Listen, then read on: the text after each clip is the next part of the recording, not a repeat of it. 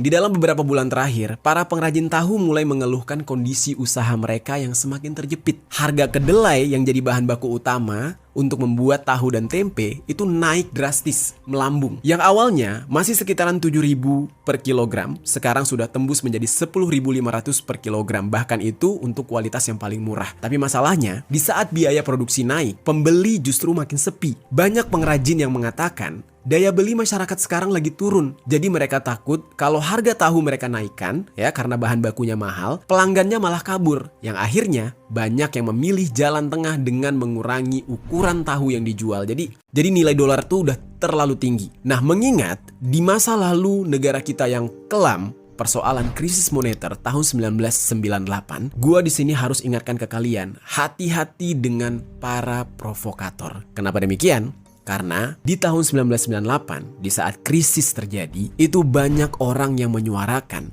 narasi-narasi negatif dan rasial, alias provokator-provokator yang rasis, terutama terhadap orang-orang dari keturunan Tionghoa, atau yang di saat ini lebih dikenal dengan Cindo.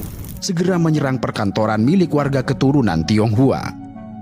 Tulisan milik pribumi dicoret besar-besar di kaca toko. Nah, kemarin gue itu sempat mengalami serangan oleh haters yang entah dari mana datangnya, dan dia sudah mulai mengeluarkan kalimat rasial secara terang-terangan. Nih, kalian baca nih komennya. Tuh. Nah, dia mengatakan hamba.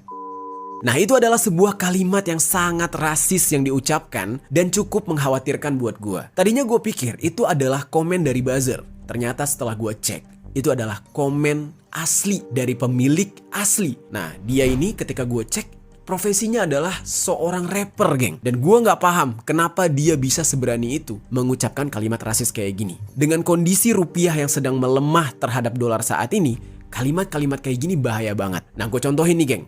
Misalkan kalimat dia ini dibaca oleh seseorang yang merupakan karyawan yang kebetulan bekerja di perusahaan milik Cindo, alias milik orang Indonesia keturunan Tionghoa. Lalu, si karyawan yang membaca ini kebetulan sedang dalam kondisi frustasi secara finansial. Ketika dia membaca kalimat hamba, dia langsung merasa sakit hati. Dia langsung memvalidasi kalimat itu.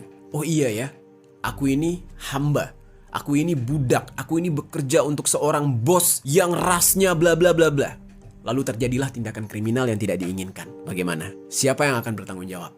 Nah, hati-hati banget ya, geng. Kalian jangan sampai terprovokasi dengan kalimat-kalimat dari orang yang seperti ini. Kemarin postingan ini udah gue viralkan di media sosial gue di Instagram, dan orang tersebut masih saja berani membalas beberapa komentar dari netizen lain seperti